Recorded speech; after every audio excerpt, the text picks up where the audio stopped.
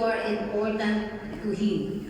You are the most important in the church, in your home, in the community. Today is Women's Emphasis Day. So, I would like to tell you what happened. This was from General Conference, and it was given to me last evening, last Saturday. So this morning I have to read this one. It was very thick.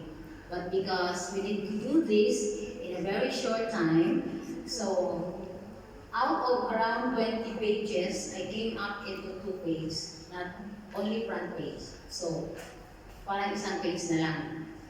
Para kinuha ko na lang yung pinaka-importante. And you can have something to get into. And so you can understand how important you are in the eyes of God. There is God that always sees what is in you, no matter what happened. So I hope that after this, we can consider ourselves that God always sees us. So before going further, I would like to ask the Holy Spirit, please be with me while I pray. Our God and Heavenly Father, this very moment, dear Lord, I know that I am not capable to talk about this, but I am asking the Holy Spirit to speak in behalf of me. That somehow we can understand and we know that we are important to you and we are having a big role in the community, in the church, and in our family. And we are always noticed by you. Thank you, Lord, for loving us. In Jesus' name we pray. Amen. Do you know that you have 5 senses, right? Yes. So with that 5 senses, who can tell me what is the most important sense organ to you? Janet, you have 5 senses. Okay, so you have eyes, nose. What is the most important one? Taste. Eyes. Correct. Eyes. Why eyes? For seeing. Because through your eyes, you can see everything. Without eyes, nothing. Darkness. Because when you say seeing, there is a lot of explanation about that. It is broad. Okay? That is not only physical, but you can see emotional, physical, everything you can see when you have eyes. You can even sense that somebody needs you through eyes. When you have feeling, your skin is okay. But without seeing, everything will be useless. You can eat without the eyes, but you cannot appreciate everything. So this afternoon, we have only 4 very important for us women. Alright, so according to World Health Organization, many women struggle every day to get ahead. 70%, this is world, this is world. 70% feel hungry. 5.9% they feel despair. Compared to men, they are stable. There are also problems, but we women, usually our feelings, our problems, our needs, unnoticed. Because we pretend that we are strong. You agree? Yes. Yeah. In our family, we want to stand up, even though wala na. Para na talaga tayo, wala na, tumba na. But we are trying to show to the family, to the community that we are strong because many people depends on us, especially in our family. So mahilig magpakunwari ang babae. We need to pretend, right? Yes. Even you are not right. You are not all right. You have pain. You have problems. But you pretend to be perfect. So that is women. So plastic pala yung mga babae. Is that so? Yeah. Because you are a best actress. Long suffering. Okay, so it says here that what does it means to see? Seeing, perceiving through the sense of sight, this is physical. Second is seeing, perceiving feelings and understanding them, this is emotional. So not only physical, not only physical you can see something. There is also emotional. Seeing also is perceiving intelligently and attentively, and that is cognitive. So marami, a lot of things. But it says here, God sees you and you are precious in the sight of God. He sees you and identifies your physical situation. He sees you and understands how you feel. He pays attention what you need. Even though sometimes you are unnoticed. Nobody can see that you have a problem because now you are actress. But God knows what is inside you. Even you pretend your physical appearance to everyone that you are okay, but deep inside, you have something. You have a big burden. God knows that. You are not, you have no desire to share to your friends because you are afraid. You don't want to get bullied. You don't want that somebody will say, oh, she has a lot of problems. And then the result of that is shame. But don't worry, God sees everything. We will put God everything. We will give God to what we are in our hearts. And God sees everything. So I would like to emphasize that as women, even though we have a big problem, don't worry about God. God sees everything. Don't share, it's okay. God sees what is in your heart. That is why our topic for the women's emphasis is God who sees you. Alright. So we have only four, but it's broad, but I try to get only 2 sentences for each topic that we can understand. God sees you in your desert. That place is very uncomfortable to everybody. In a desert, nobody will survive. So if you have a desert in your life means there's no plant. Nobody is with you. You have nobody to go with. Dry. There is dryness in your life. God sees you. Do you remember the woman in the Bible whose name is Hagar? Hagar, yeah. Hagar. Who's Hagar in the Bible? Mistress of Mistress of Sarah? Mistress, right? yes, is She the was pregnant. right hand of Sarah. Yeah, right hand of Sarah. She was pregnant. That is Ismael. accident like that, or something happened that is not really in a good moral ways. She went to the desert. What happened there? So the life there, her life there is very mysterious. Imagine you are pregnant, nobody to go to be with you, and you are bringing inside your womb. Did she bore the child there? And what happened there? There was an angel who guided her, right? Yeah. Bumalik siya. Bumalik siya doon sa pinanggalingan niya. Who is the father of the child? Abraham. So long time ago, there was a lot of problem. So, in the desert of your life, you are in the dryness. Means, if you are in the dryness, nobody is with you. You cannot even talk to the people.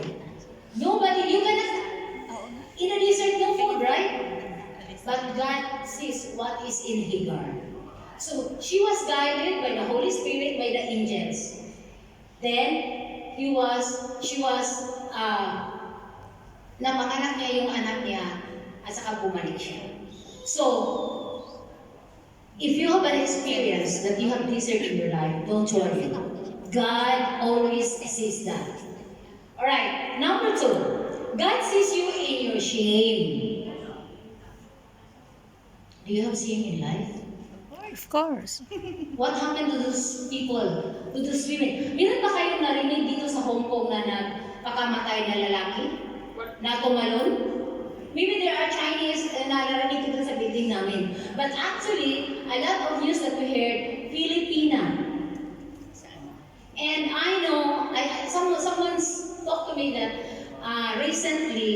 was about the utang na pinahiya siya ng mga kaibigan niya. So that was shame. Sometimes we cannot even hold ourselves. We cannot control that it tends, the result will be suicidal. So if you have shame, it's not very easy, right? It's not about how big, how small is your shame. If you cannot control, if you doesn't know how to handle that one, the tendency and the result is very crucial. Okay, the effects of shame. Insecurity. Bakit may insecure? Paminsan-minsan, ayaw ko, I don't like this one, that is insecurity. Because maybe, that person was not, hindi ba siya yung napalaki na secure siya? Naalala niyo yung Maslow's hierarchy of needs? Yung security, belongingness. Pag hindi natin na-meet yun, insecure tayo. Pag insecure ang isang tao, mahirap. And then, insecurity always found in women. Remember that. Lalaki, okay lang sa yan. It's very easy for them. But for women, you can only see there is insecurity.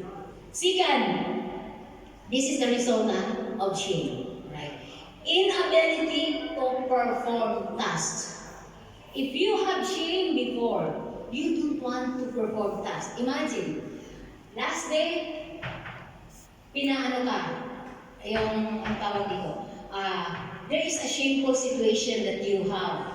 Then the next day, mayroong task na ipapagawa sa'yo. You don't want to do that. Because you're shameful.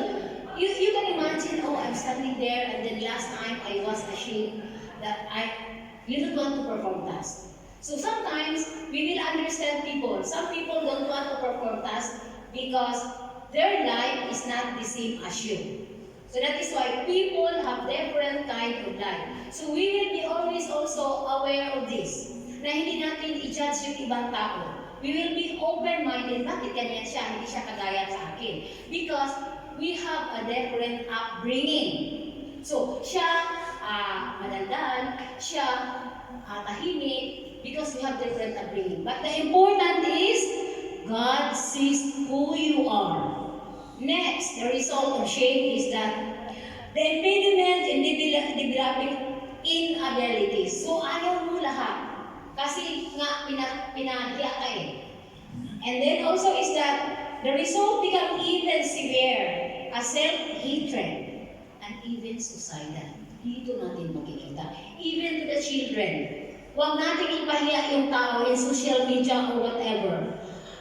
Gaano man kalaki ang kasalanan ng isang tao, don't give her a shame. Because women, the tendency is will always commit suicide. Recently, 4 ang anak ng Pilipina dito, na single mother, nagpakamatay. That was about 2 weeks or 3 weeks. Have you heard that? Pinahiya ng kaibigan dahil sa utang. We can find the money. So who will pahiya you? Only your friend. Right? Nobody knows who you are. Only your friend. So friends, tayo, we will be sensitive enough. We will not put ourselves that we are here to be, tayo yung nabiktima. We will pray for others. That is why the General Conference want to share this to us as women. We have a big role in the community. Women, listen to this. We have a big role in the community, in the church, in your family, in your relatives. Marami tayong pwedeng gawin. You, as you know what will be your role, you can tell other people. Invite, talk to them. Share Bible verses para meron tayong magawa para sa iba. Right? So, next is, so God sees you in your what is the number 1? In your desert. Now, number 2 is God sees you in your shame. Number 3, God sees you in your storm. So, mas malala. So, there was a story about one woman. Before nag-flight sila, talagang may storm. So, she was also afraid of that. But, at the end, the pilot decided to take off. So at the middle, after takeoff, around 20 minutes, there was really a big turbulence. And the clouds was very dark. Imagine if you are in a train, it's very, very frightened, right? Talagang nakakatakot. But that woman just prayed. But after 10 minutes that we are on the sky, in the sky, there was a sunshine. We saw a blue sky. So after your storm, there will be a sunshine. So if ever you can experience storm in your life, that is only temporary. Temporary. In a matter of minute, in a wink of your eye, everything will change because God sees you. God knows what you need and what is best for you. So we will always pray to God. Okay, so kasi kahit na anong laki-laki ng storm na naranasan natin, walang imposible basta ipanalig natin sa Panginoon. So, kung ano may ang storm natin between our family right now, alam natin yan. Sometimes we come to the churches because we are not perfect. We are sinners. We want God to see what we have. We want God to protect us. We want God to give us promises. Nandito tayo, hindi because it is our culture to go to church, but we need something from God. I know that we have a lot of problems. Tayo yung nagdadala sa buong problema natin sa ating family. And yet, sometimes our family cannot understand us. Our family will not send message, but if you cannot send message to them, masama ka sa kanila, di ba? Mahirap intindihin yun sometimes. And then, nandito pa yung harapin natin yung amo natin. Meron pa tayong problema sa pamilya. Sometimes people cannot stand for that. But wala tayong magagawa. We just go to God kasi alam niya at nakikita niya lahat. Alright, so pang-apat na tayo. So God sees in your storm. So it's very nice, right? So one is God sees your desert, God sees your pain. Ano? God sees what? What's the next? Kailangan mo rin kasi. Oh, thank you! Alright, thank you. Because no time, so hindi ka na nakausap si Ross. I would just like to have a break first. Next year, kailangan natin bigyan ng malaking oras to. Only once a year for women. So, parang na ano yata. But, when times he left overwhelmed by the storms, he visits God to bend down to hear his cry, even be red. Alright. So God sees you when you are in your strength. God sees your life. God holds you in His hands. Kunan mo He is the siya. God Basta who itutok mo lang sees naka-video ko is sa everything you are now. So, lahat-lahat na Kanino yan? Sa'yo? iniinda Live? ninyo, Live? nakikita ng Panginoon yan. video lang siya. YouTube? Nothing happens to you that God doesn't notice. He sees everything you suffer and everything you will become in His strength. So siya lang talaga yung lakas natin. Don't lose hope. Kaya alam ko marami na tayong mga storms sa life. We have a lot of storm. Pero kung mawawala tayo, kung sabihin natin na akin lang to, hindi natin ibigay sa Panginoon, talagang wala na tayo. Stand up and ask the guidance of the Lord. He will not hesitate to help you. Lahat yan, ibibigay natin sa Kanya because He is the only one who can see everything to us. Now, God also sees your pain. Okay, God is your strength and holds everything to you. Okay. Is God who sees. Okay.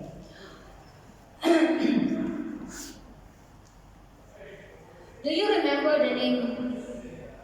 There's a woman named Respa. Janet, who is Respa? Respa.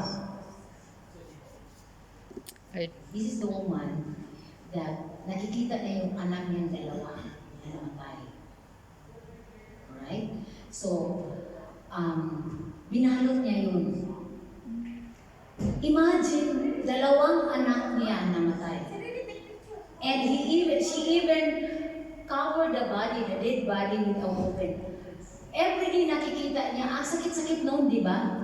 You want to know, or you want to see, you want to witness your children grow up, na they are successful, they grow up na talagang maganda yung pagkalaki mo sa kanya. But this woman, the two sons died together, namatay. It's very painful. Nagbumalik ako sa number 2 roots. So it's very painful for that woman. Masakit, di ba? Kasi kung tayo yung nasa place ni Rispa, dalawang anak mo, nakikita mo patay. Tapos, how many months siya na tinago niya? But, wala siyang hininga ng tulong, kundi ang Panginoon. It says in, okay, so I will just give that little bit description of Rispa. As with Rispa, in her pain, God also says, okay, so, kahit masakit sa kanya yun, God sees her strategies. God sees your interest when your life is out of control. God does not plan your pain. Okay, masakit yun, di ba? Pero it says in the Bible, God does not plan your pain. It doesn't mean that because you believe God, that it will take away the pain. You can experience pain. Okay? You can do not say that, bakit ako nasasaktan? Bakit ako may problema? Bakit ako may ganito? I believe God. I have God. I always come to the church. Some women don't understand that. If you cannot understand why you have that situation, why you cannot accept the reality that pain is part of life, then you will get discouraged. Maybe you will not believe about what I said to you now, what I told you to you, that God sees everything in you. Okay? But it says here that it doesn't mean that it will take away the pain. Pain will always be there. Alright? But knowing that God is in control does not always take away the pain, but it will give peace and hope. God gives emotional, physical, and spiritual healing and uses all things work together for good to those who love God. Alright? To those who are called accordingly to His purpose, Romans 8:28. God sees your pain, and He transforms your pain into blessing. God will give you strength in your pain because He sees your need and restores you. Alright, if you have pain, sometimes sabihin natin, but how about my pain? I cannot tolerate, I cannot carry the pain. Where are you? By the time you are experiencing pain, sometimes you are questioning God. Where are you at that time? Saan ka? Especially, pinakamasakit sa aslimen, yung mamatayan ka ng loved ones mo. Especially yung naka-experience na they lost someone, especially their children. Parang sabihin natin, di ba? Why, God, you taken my loved ones? But we will go back. What God says, nobody is permanent in this world. Lahat tayo nagdumadaan lang sa mundong ito. And sometimes, God will take any loved ones from us. There is always a purpose. We will not lose that saying sa Bible na God has always a purpose. Kahit pala yung sakit na we experience, there is always a purpose. Do you agree with that? Yes. Yeah? Okay. Kasi sometimes if we have no pain, we forgot that there God. is God. So if you have pain, you go back to the Lord, right? But God will not give you pain that untolerable. That if you cannot tolerate, if you cannot, hindi mo makontrol, hindi mo makaya, hindi magbibigay ang Panginoon as long as you pray. Okay? we will pray. So for those people who get suicide, hindi nila nakayanan. What is lacking there? What do you think? Lack of faith. They don't know that there is God who always loved them. And they don't know that God sees everything what is in them. What is our responsibility being a woman who is a Christian, who is a member of Seventh-day Adventist? What is your responsibility to community? To the community. Sometimes we will open, sometimes kailangan ikausapin ng tao, especially kahit na hindi siya nakikinig, kahit na parang nandun lang sa gilid yung tao, hindi siya kumikibo, the more kausapin nyo. May mga bisita tayo paminsan-minsan, they are coming to the church, we don't even know them. Please talk to them. Baka may problema yung tao na pumunta, mga bisita lang yan sila eh. Iwan namin, sino yan sila. Kasi, hi sister, you have something na, we are, ganyan lang. You will be the one, we are the one who will open to them because we don't know that there are women inside or outside, they need to have comfort from us. Right? So, meron na tayong nakuha kahit hindi. Okay? So, God sees you when you are in trouble. God sees you when you are in pain. God sees everything. God sees you when you have a storm. Right? So, wala pala tayong dapat ipangamba. Okay? So, whatever problem you are facing now, especially to the family, especially to your children, don't worry. Take it to God. Pabayaan mo yung problema. God, ikaw na. Bahala ka na dyan. Do not overthink kasi merong mangyayari sa'yo na hindi maganda. Okay? So, we'll just always consider that God will sees everything to us. Alright? So, kahit na kunting lang yung nakuha natin, at least we will remember. Even sa apat na sinabi ko, remember just the book of, even dalawa lang, okay na yon. Okay, so, now, I would just tell you that someday you will see Jesus face to face. His eyes will meet yours.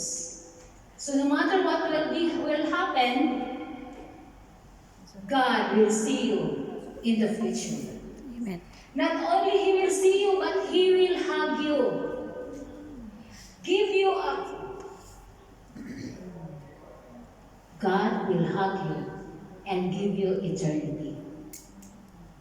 So if you have pain, if you have desert in your life, if you have storm, remember that there is a promise of God that everything will be eternity.